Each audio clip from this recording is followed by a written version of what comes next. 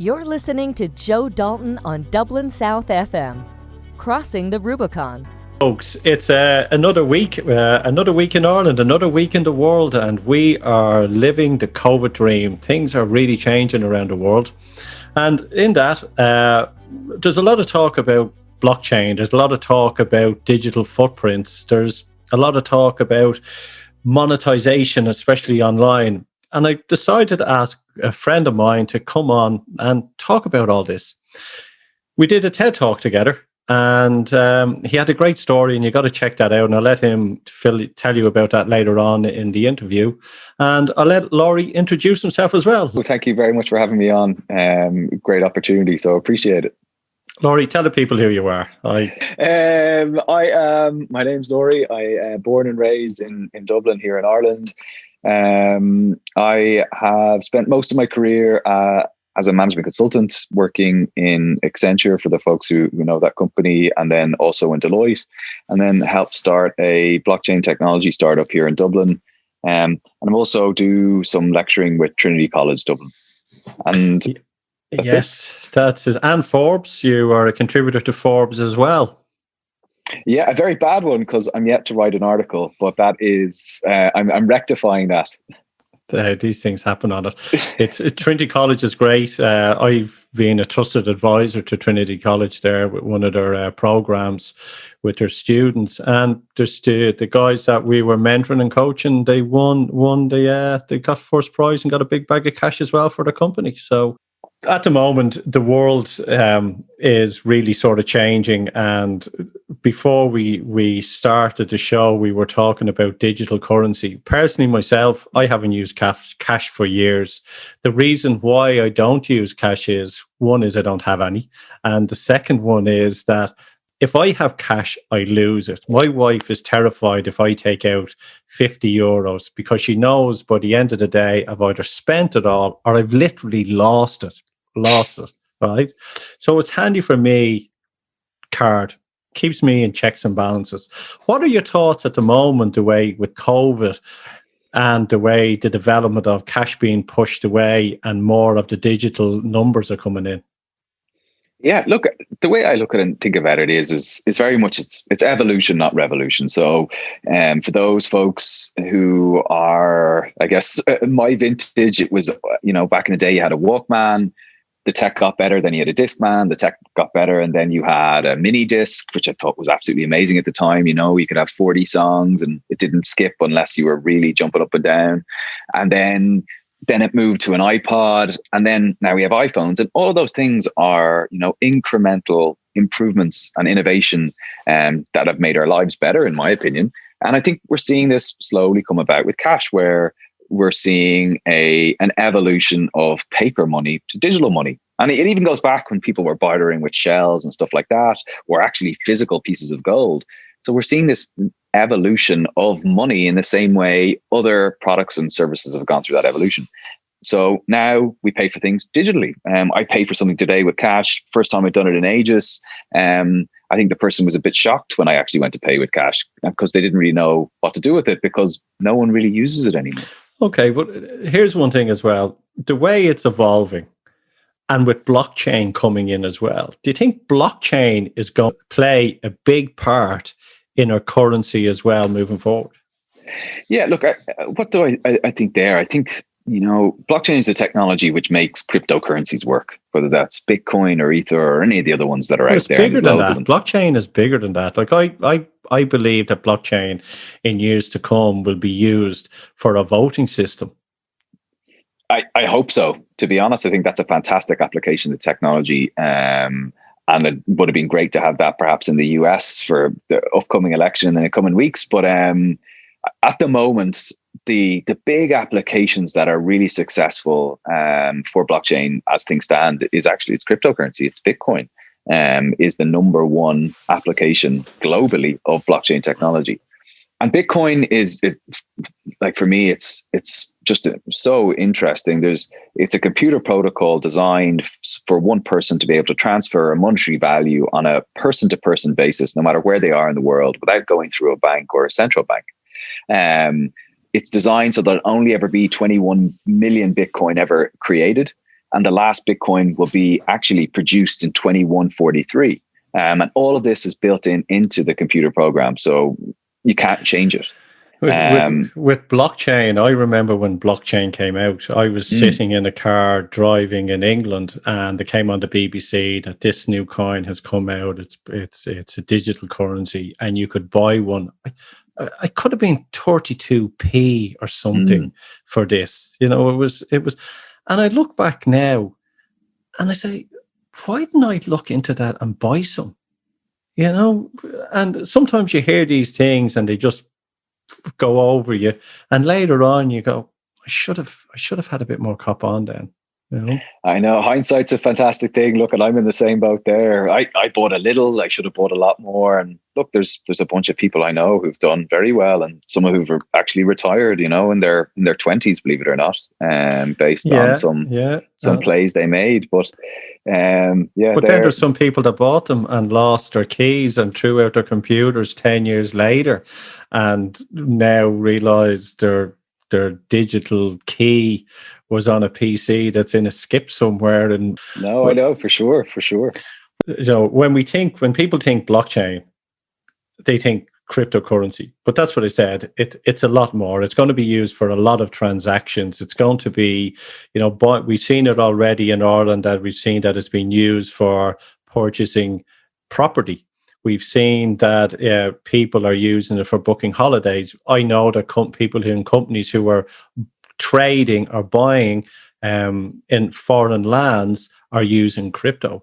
And you said it there, that it's bypassing the banks and it's bypassing the central banks as well. Is that a scary thing for governments to see that this is happening, or will they embrace it and go, we need to get into this as well? Very good question. And I think the answer is both.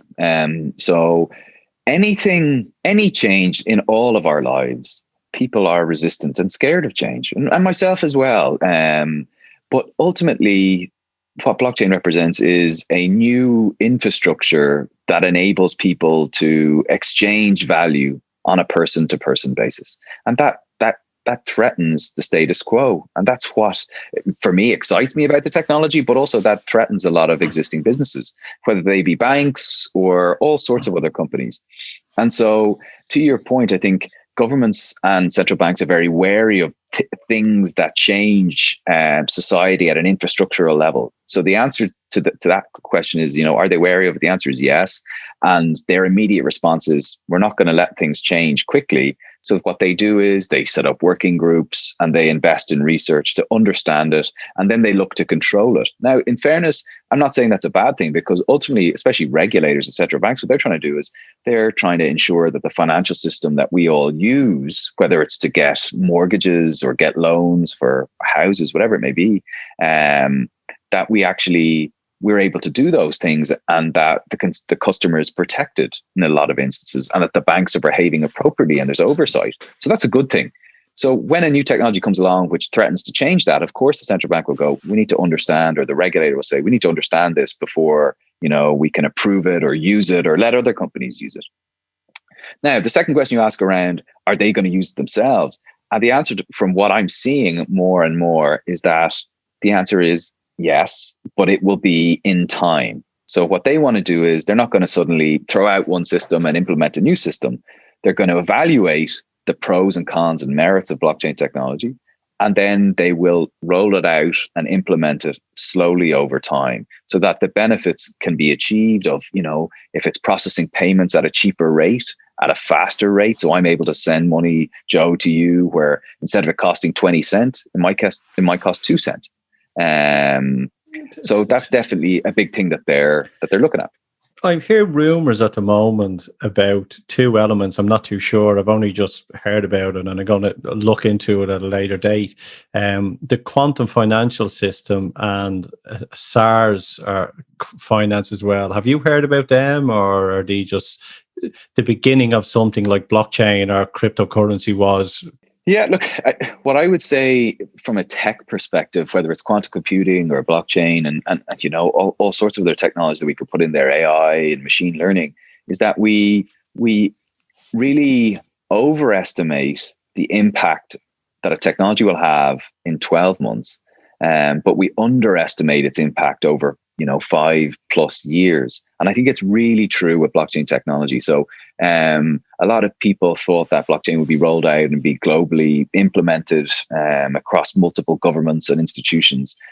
But that's not the way an infrastructural technology works. So a lot of people far more intelligent than me would say that, blockchain is quite similar in terms of adoption and penetration to the internet. So the internet came out in the mid 90s, but it really didn't take off, for another 5-6 years, But it's rapidly grown in those 5-6 years. Like it's like someone said to me in another interview, look where we are with technology. We've been driving roughly around the same sort of cars for the last 20-30 years. But look at the technology of a phone. It's rapidly changed. And all that software development, and that's to do with AI and, looking at the consumer. It's like this. The internet, when it first came out, which you said, was unknown territory. It was adventurous. It was a place that we explored. And now all it is just monetization. It's about how can we sell to this person and make a buck. It used to be, for me, I look at the internet as a library. It's instead of walking down to the local library, this is a digital library with all the information that you can find. But it's now there's monetization involved in it as well. Yeah, no, totally agree. And like, if to correct myself and the point I made there, now like the internet, came about in the 70s and the 80s, but it only really took off in the 90s. What they say about blockchain technology is that the internet, as we currently know it, is the internet of information. So it's definitely, as you say, it's that a catalog of information or library, when blockchain is meant to be or purported to be the internet of value. So it's about exchanging value and monetization. And that is a big part of it, but trying to do things cheaper, better, faster, without going through all these intermediaries or entities that stick in the middle, that take a clip or a percentage of each transaction, which then makes buying things more expensive than they need to be or take longer than they need to be. And this is why people are very interested in blockchain technology, because what it's meant to do is it's meant to connect companies or individuals on that person-to-person, or what they call peer-to-peer basis. Well, looking at it then and looking at digital identity, and there's a lot of scaremongering going on at the moment that, contact tracing and, where our privacy has been taken away. And if you look at your TEDx talk, which you talk about that, and you sort of say, well, look, I'm on this anyway. Why don't I get paid for this? Has that taken a bit of a twist from the time that you did that talk to what's going on with COVID and digital identity now? Because there has to be a point where you have to say, no, I am sovereign in my own body and I don't want to share any of my information with you. Yeah, look, I think COVID is probably, put the area of digital identity more into focus. I think the Chinese government has done incredibly interesting work in this space. And I know there are different political situations and scenarios between, let's say, Ireland or the EU and China. But what China has is that they effectively have digital identities in place, and then they're able to, I guess, track people's movements accordingly. And then they're effectively able to roll out track and trace systems far easier than we are. And therefore, when it comes to COVID, they're able to control people's movements, updates, in a far more effective way. They had contact tracing before even COVID came out. And people are saying that if you go out without your phone, you could get in trouble, that you had to have your phone with you, like it was like your travel papers or whatever it is as well. So that's what I said.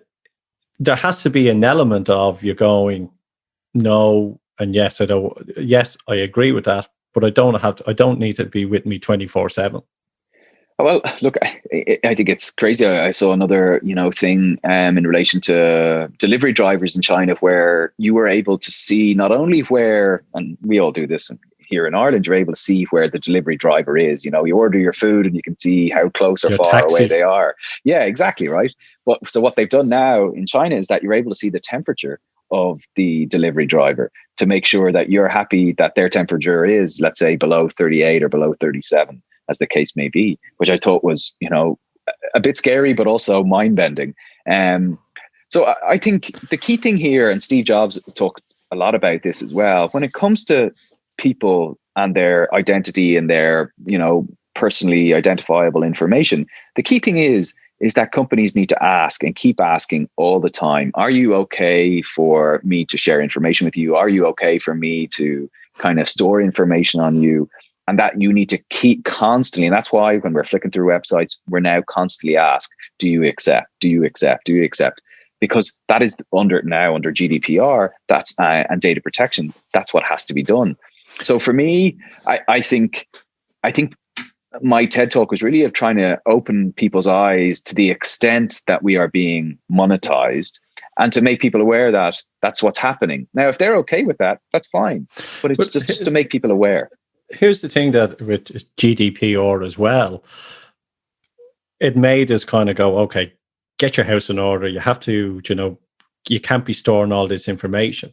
And then COVID kicked in, and that sort of changed. Now you're willingly giving your data, your name, your address, your telephone number to a waitress or someone in a shop or whatever it may be. So is that like a double-edged sword? You're not to do it this way, but now it's acceptable to do it.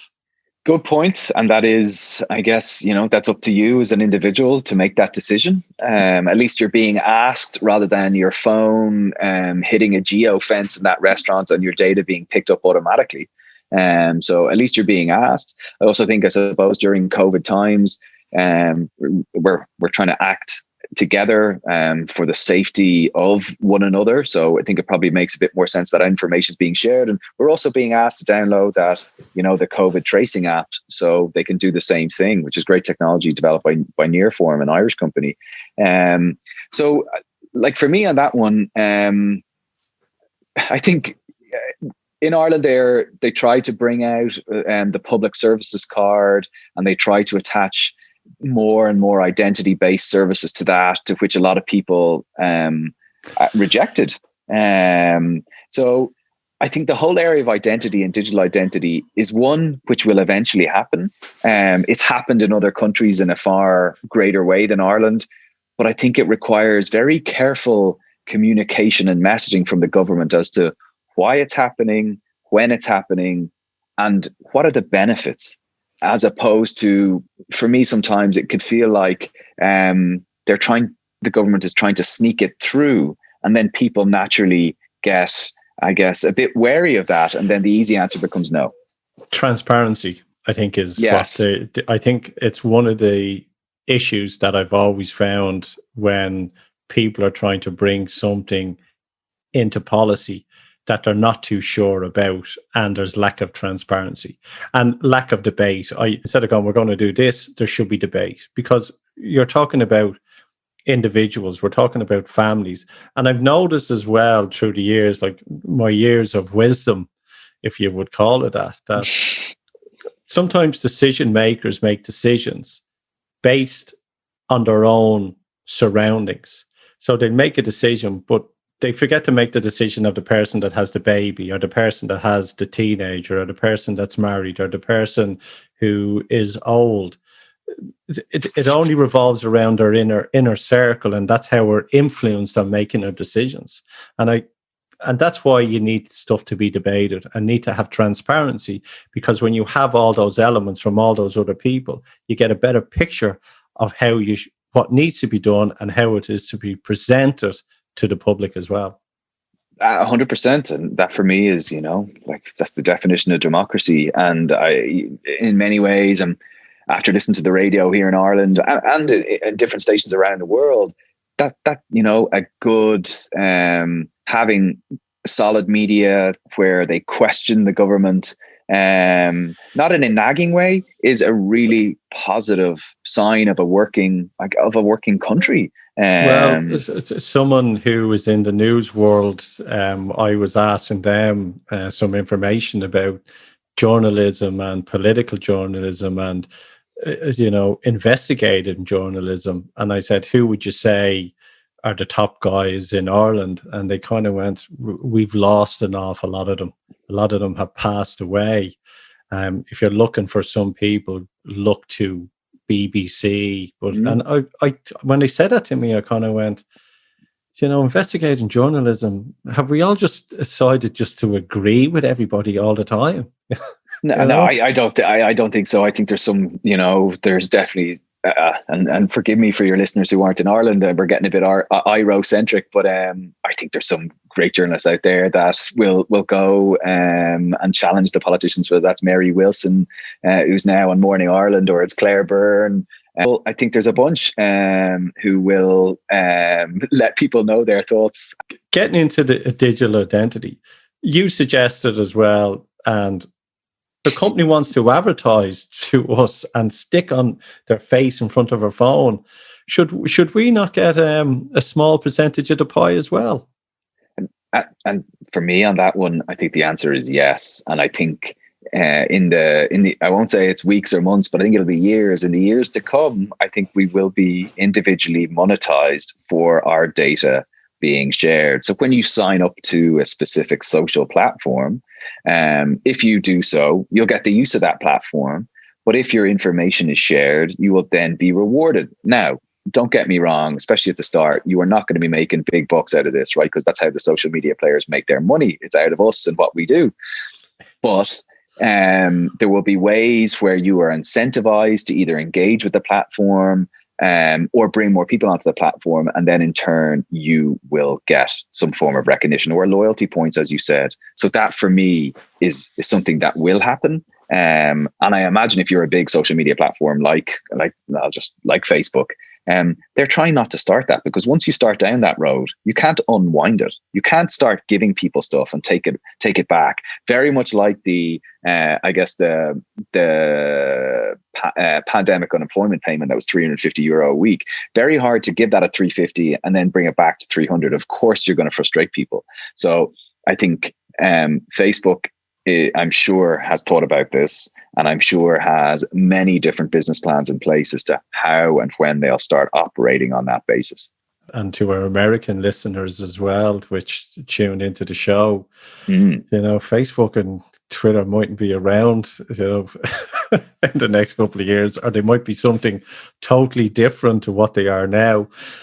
Censorship. What's your thoughts on what's going on with those big platforms, and then in censorship as well? Yeah, look, what do I see? There's a lot of talk about antitrust and I guess Facebook and Google being broken up, and I think that will take years is the first thing that I would say. But I do think it'll happen in some form, but it will take years. And I think even when they're broken up, the broken up companies will still be gigantic. So I think lots of very, very. I think it'll never be broken up. What happens is it's split, and then you have two companies growing on it as well. So exactly right. And I must disclose to you and all your listeners, I use Facebook and I use Instagram and I use LinkedIn and I use Twitter. So I don't want to come across like I'm some hermit who doesn't use digital technologies or platforms. I do. I'm really interested as to where they go to. Like even Facebook, I think, announced just today that they've entered the dating app game. They were going to bring this out, I think, last year, and for different reasons. And I think there was actually data privacy and GDPR concerns. It didn't get launched earlier this year in 2019. And it actually just launched today, which is their response to Tinder. So for me, it's fascinating to see how these companies are continuing to evolve and actually to generate services that people are going to be willing to pay money for.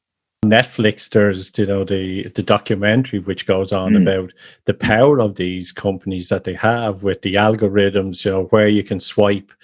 They can see if you swipe on your phone, if you stay in a picture for so long, or you're flying through, and this is all pitching all that data. On one side, it's really, really fascinating, and on the other side, it's really, really scary.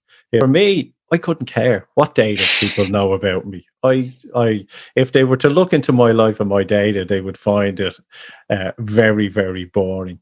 But the collective of me is a target for garden furniture. No, nail on the head, and that's the same as me, right? We all have our tastes and dislikes and all that kind of good stuff. But yeah, it is the collective, and that's where things get interesting from an advertising and targeting perspective. I think this world of when you interact with certain websites, they actually monitor, as you said. They monitor what you look at. There's actually technologies now that are able to detect where your eyeballs are actually spending time.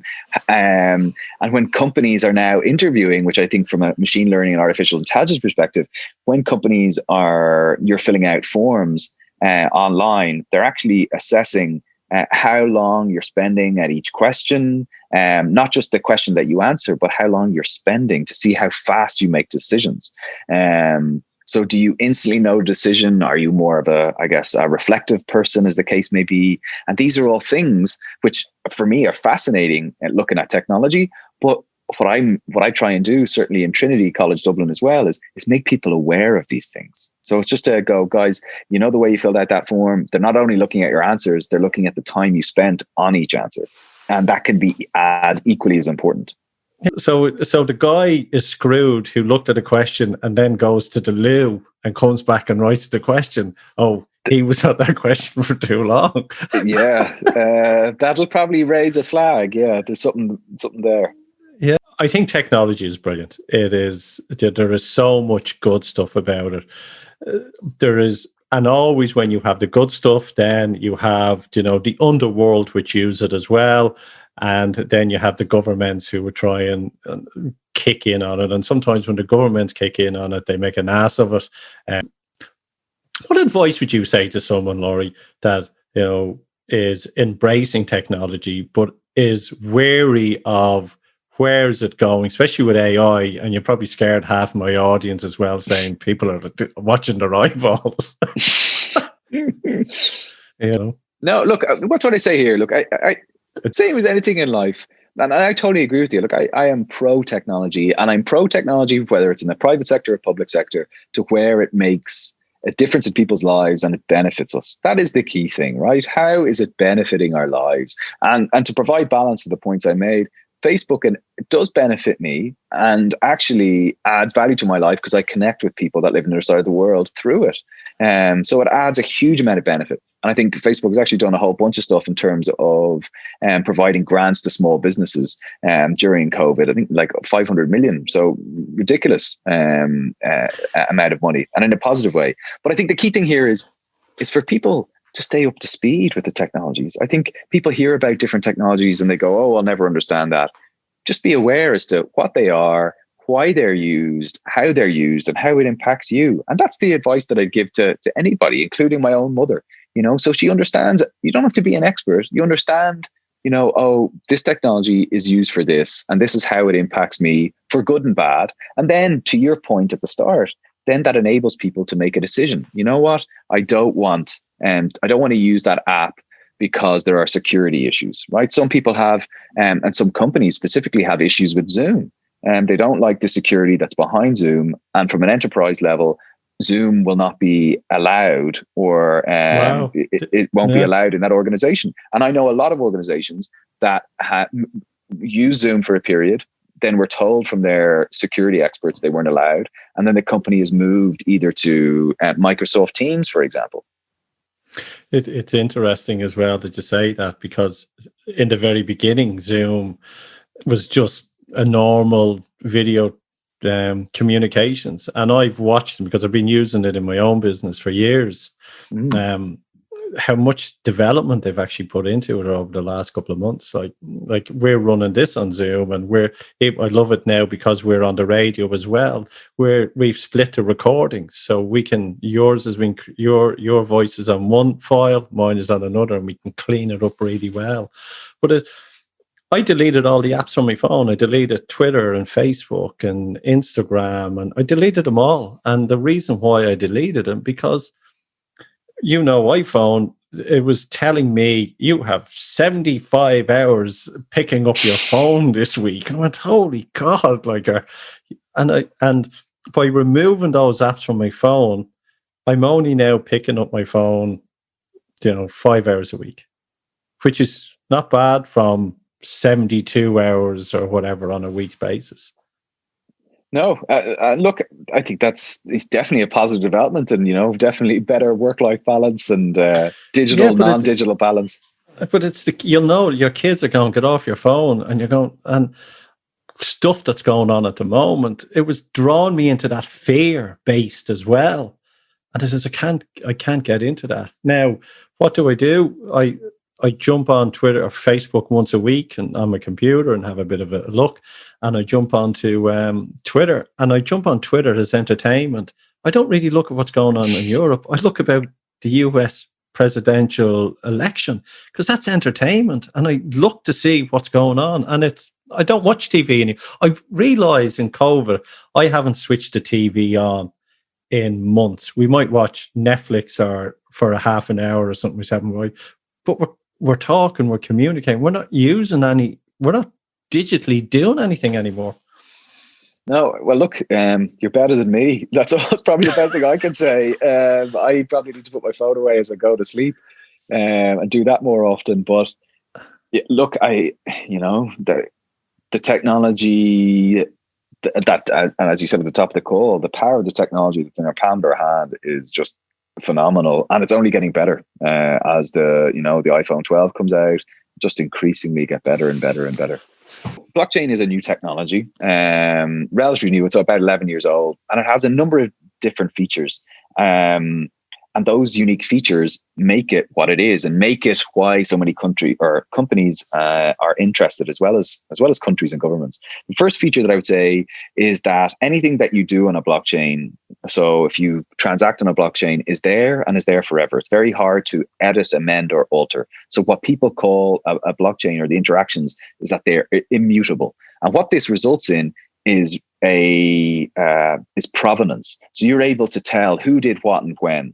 So some applications of the technology would be that if a handbag is made in Italy or in Paris, that the handbag that you purchased, let's say in Dublin or New York, you're able to trace it back to the beginning and it verify that this is a Louis Vuitton handbag and it's not a knockoff, as the case may be. So that immutability is a really real key feature. A second thing around the technology is a thing called smart contracts. And smart contracts are self-executing contracts when certain criteria are met. If this event happens, trigger this payment. To give an example, in the insurance sector, when we were able to travel, if you bought travel insurance, if your flight was delayed, you then had to go online, fill out a form, and you got some of your money back 6 weeks later. Okay, not a real easy experience. Lots of friction there. So by using smart contracts, effectively what happens is the money, after that 1 second your flight is delayed more than 6 hours, it will go directly into your bank account. You don't have to fill out any forms. So that is a great customer experience, in the sense that you bought a product and it's really easy to get the money back. It's automated. A third key feature is that it's decentralized, a big word you hear a lot about. And effectively what that means is that there's no one owner of the information. So Joe, if you and I and 5 other people were interacting using a blockchain, we'd all have a direct data set, which is the exact same as one another. So if I try and do something a bit weird or spend money that I don't have, it won't match with yours and the other folks that are part of that specific blockchain. So what you get out of this is transparency, which is the word that you mentioned earlier. You get a set of data which is clear to everybody. And also what happens is you're able then to build in, for transactions to be recorded on this ledger. And if you think of a ledger as just a book, but instead of you having a book and me having a book and me ringing you up to confirm that you have this number and I have that number, there's just one book and it sits in the middle. And effectively, we all agree on what goes into the book as it's written. So therefore, there's none of this back and forth in terms of reconciliations. So what you get is you get a single version of the truth. And this is what The Economist calls blockchain as the truth machine. So you get a really good set of data which you can't edit, amend, or alter. And then the fourth component is that it's cryptographically secure. So this leads, basically, it's very, very hard to amend or overpower the system due to the way the technology is designed. Now, where does the name come from to finish? Where does blockchain come from? Effectively, blockchain is basically you have one block of data that's created, which is called the Genesis block. Transactions or interactions are stored in that block, and that block basically gets sealed, and it's effectively uploaded to this chain, or to the cloud, as the case may be. Then the next block is created, and that the second block is linked to the first block.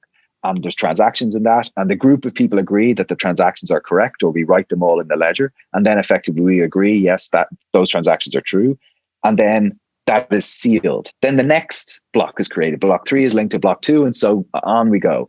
So if we get to block 522, if I was to try and make a change to block 521, I can't go in and just make that change, because block 521 is linked to block 520. I have to go back all the way to the start. And that's where the magic and the power of blockchain is. It's why it's so hard to edit, amend, or tamper. Because you have to go back right the way to the beginning. And that is the key thing.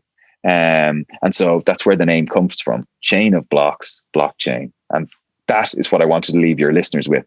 So don't be afraid of new technologies that are coming out. You don't need to be an expert on them. Know enough to be dangerous, and that you can then make a decision as to whether you want to use them or be part of ecosystems that use them. One question: can it be hacked? I won't say that it can never be hacked, right? And that's the way technology is at the moment. But to date, and the blockchain was developed over 11 years ago now, it has not, the underlying blockchain, let's say, which makes Bitcoin work, that has not been hacked once. Where there have been hacks specifically to Bitcoin is through wallets. So people, and imagine this, right? So people have wallets in which they store their cryptocurrency.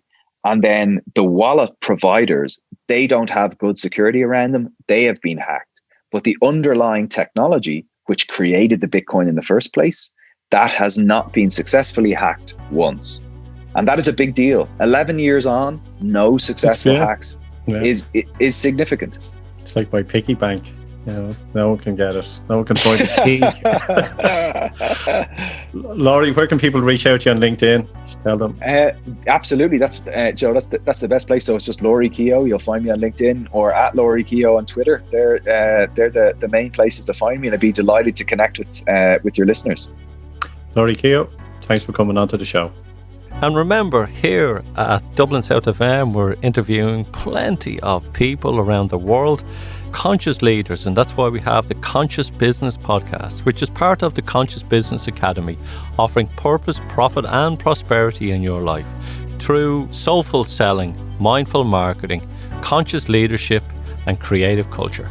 If you want to reach out to me, it's joedalton.ie. You have an awesome week, and take care and look after yourself. You're listening to Joe Dalton on Dublin South FM, Crossing the Rubicon.